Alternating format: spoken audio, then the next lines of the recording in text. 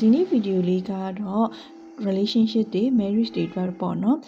ကိုယ့်ရဲ့တစ်ဖက်သူကနောက်တစ်ယောက်ရှိနေတယ်လို့ကိုကဘာကြောင့်ထင်နေရတာလဲအဲ့ဒီသူကတကယ်ပဲနောက်လူဟုတ်မဟုတ်ဆိုတာလေးကိုစပေးသွားမှာဖြစ်ပါတယ်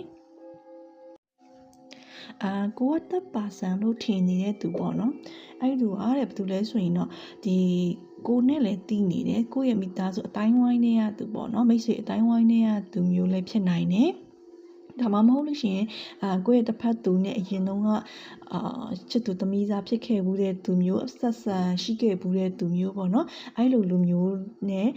အခုကိုယ့်ရဲ့တစ်ဖက်သူကပြန်ပြီးတော့ဆက်သွယ်နေတယ်သူတို့နှစ်ယောက်ပြန်ပြီးတော့ညှိနေကြတယ်ဆိုတဲ့ပုံစံမျိုးလေးကိုကွာထင်နေတာပေါ့နော်ဒါပေမဲ့အဲ့ဒီသူကအဲ့တပ်ပါဆန်လို့ကိုကထင်နေတဲ့သူကတော့ကိုယ့်ရဲ့လူအပေါ်မှာစိတ်ကမယိုးသားတဲ့သဘောမျိုးတော့ရှိနိုင်တယ်အမြဲတမ်းအနားမှာရှိနေတာမျိုးရှိတတ်တယ်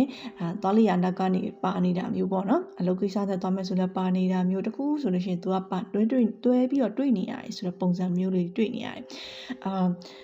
အဲ့ဒီတစ်ဖက်သူကတော့ကိုလူပေါ့နော်ကိုလူကတော့အဲ့တပ်ပါဆန်လို့ထင်ရတဲ့သူကိုစိတ်ဝင်စားတာမျိုးတိတ်ပြီးဂယုစိုက်ပေးနေတာမျိုးတော့မရှိဘူးပေါ့နော်သူ့ဘက်ကနေတော့သဘောရိုးနဲ့တော့ရှိတယ်ဒါပေမဲ့အဲ့တပ်ပါဆန်လို့ထင်နေတဲ့သူကဒါလင်းဘယ်လိုပြောမလဲအခွင့်အရေးတွေပေးတာသူ့ဘက်ကနေပြီးတော့ရေလာမြောင်းပေးလောက်တာမျိုးလေးတွေတော့ရှိတယ်ပေါ့နော်ဒါပေမဲ့ကိုလူကတော့သူ့ဂယူးမဆိုင်ဘူးတိတ်ပြီးတော့တတိမထားမိသေးဘူးပေါ့နော်အဲ့တော့အခုလောလောဆယ်မှာတော့သူတို့နှစ်ယောက်ကပတ်သက်မှုတွေအဲ့လိုမျိုးတော့မရှိသေးဘူးကိုလူကလည်းဖောက်ပြန်နေတာမျိုးတွေမရှိသေးဘူးပေါ့နော်